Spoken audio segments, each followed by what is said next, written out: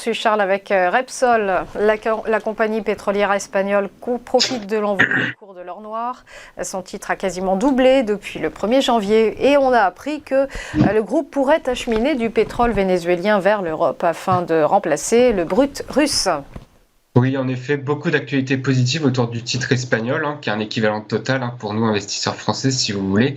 Alors, on a tout d'abord les annonces de l'OPEP, qui, malgré une relevée de la production des pays de l'OPEP ainsi que de la Russie et ses alliés, eh bien, les investisseurs considèrent tout de même que tous ces pays auront beaucoup de mal à augmenter sensiblement leur production, puisqu'on pense par exemple au Nigeria ou Angola, qui n'arrivent toujours pas aujourd'hui à remplir les quotas de production. On a des très belles annonces aussi autour de la société Repsol directement, où tout simplement les États-Unis devraient relâcher un petit peu la bride en permettant tout simplement à Repsol de continuer ses activités au Venezuela, tout simplement pour compenser tout le pétrole russe qui ne sera plus disponible sur le marché.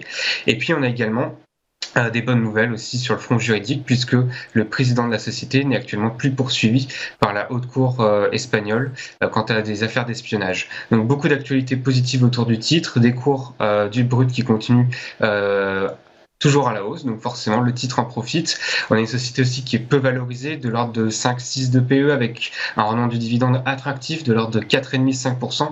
Donc dans un marché baissier, une tendance haussière qui est fortement suivie par des investisseurs avec un rendement du dividende qui reste encore attractif à 4,5%, et bien forcément le titre continue d'être recherché. Alors maintenant, comment rentrer sur cette dynamique haussière ? Il va falloir tout simplement, dans un premier temps, attendre une consolidation pour que le titre revienne à minima, je dis bien à minima, sur la moyenne mobile à 20 périodes, qui est ici présentée en noir, et qui va permettre aux investisseurs de se repositionner à l'achat s'ils le souhaitent, pour continuer d'accompagner cette tendance haussière.